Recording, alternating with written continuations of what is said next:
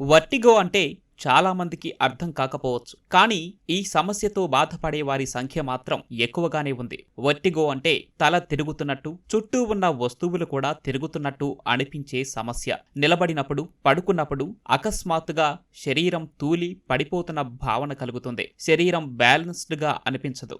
వాంతులు, వికారం, చెమటలు పట్టడం కూడా కనిపిస్తాయి.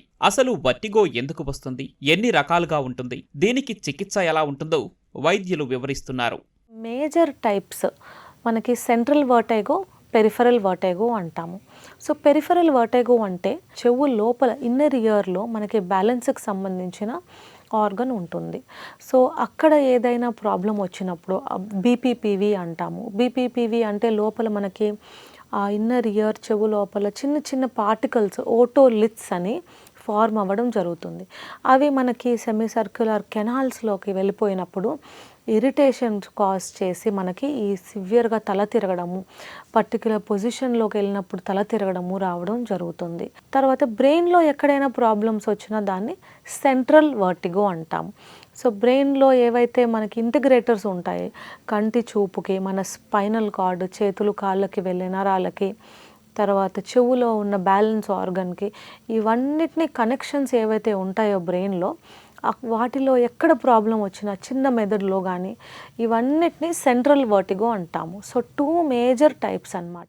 వర్టిగో ఉన్నవారు కొన్ని జాగ్రత్తలు తప్పనిసరిగా పాటించాలి. అకస్మాత్తుగా లేవడం, తల వేగంగా అటూ ఇటూ తిప్పడం వంటివి చేయకూడదు. వాహనం నడపడం, ఎత్తైన చోట్లకు వెళ్లడం వంటివి తగ్గించాలి. తల తిరుగుతున్నట్టు అనిపిస్తే వెంటనే కూర్చోవడం లేదా పడుకోవడం వంటివి చేయాలి. వర్టిగో వచ్చిందని నిర్ధారించే పద్ధతి గురించి డాక్టర్లు ఇలా చెబుతున్నారు. మెయిన్గా టైప్స్ పరంగా peripheral vertigo, central vertigo. So central vertigo ఏవైతే చెప్పానో నేను, స్ట్రోక్స్ ఉంటాయి కదా మనకి, తర్వాత బ్రెయిన్లో గడ్డలు అవి ఉంటాయి.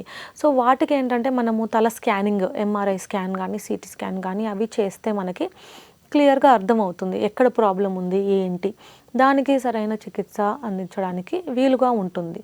కానీ అదే పెరిఫరల్ వర్టిగో ఏదైతే చెవుకి లోపల బ్యాలెన్స్ ఆర్గన్స్ లేదా అక్కడి నుంచి బ్రెయిన్కి వెళ్ళే నరాలలో ప్రాబ్లమ్స్ అవి ఉన్నప్పుడు మనకి వీడియో నిస్టాగ్మోగ్రఫీ, విఎన్జి అంటాము. సో ఈ వీడియో నిస్టాగ్మోగ్రఫీతో మనకి చాలా అడ్వాన్సెస్ వచ్చాయి. మనం చాలా క్లియర్గా ఎగ్జాక్ట్ కాజ్ అంటే దానిలో కూడా టైప్స్ ఏంటి, దాన్ని కంప్లీట్గా క్యూర్ అయ్యేలాగా మనము ట్రీట్మెంట్ ఇవ్వడానికి వీలుగా ఉంటుంది. సో వీడియో నిస్టాగ్మోగ్రఫీలో మనము చిన్న గాగుల్స్ లాంటిది వేస్తాము కంటికి. సో చెవు లోపల ఈ గాలి ఊది చెక్ చేస్తాము, కెలోరిక్ టెస్టింగ్ అంటాము. సో డైనామిక్ విజువల్ యాక్టివిటీ అనే టెస్ట్ కూడా చేస్తాము. సబ్జెక్టివ్ విజువల్ వర్టికల్, సో మనకి బ్యాలెన్స్ సిస్టమ్ ఎలా పనిచేస్తుంది అనేది కనుక్కోవడానికి ఈ 4 టెస్టులు చేయడం జరుగుతుంది. దానివల్ల మనకి ఈ బ్యాలెన్స్ ఆర్గన్లో కానీ అక్కడి నుంచి బ్రెయిన్కి వెళ్ళే కనెక్షన్స్లో కానీ ఎక్కడ ప్రాబ్లం ఉంది క్లియర్గా ఐడెంటిఫై చేయడానికి కుదురుతుంది. మనకి కాజ్ కరెక్ట్గా తెలిస్తే దానికి ఎగ్జాక్ట్గా కరెక్ట్ ట్రీట్మెంట్ ఇవ్వడానికి కుదురుతుంది. వర్టిగోతో బాధపడుతున్న వారికి ఆ సమస్య తీవ్రతను బట్టి మందులను సూచిస్తారు. కొన్నిసార్లు శస్త్రచికిత్స కూడా అవసరం పడుతుంది.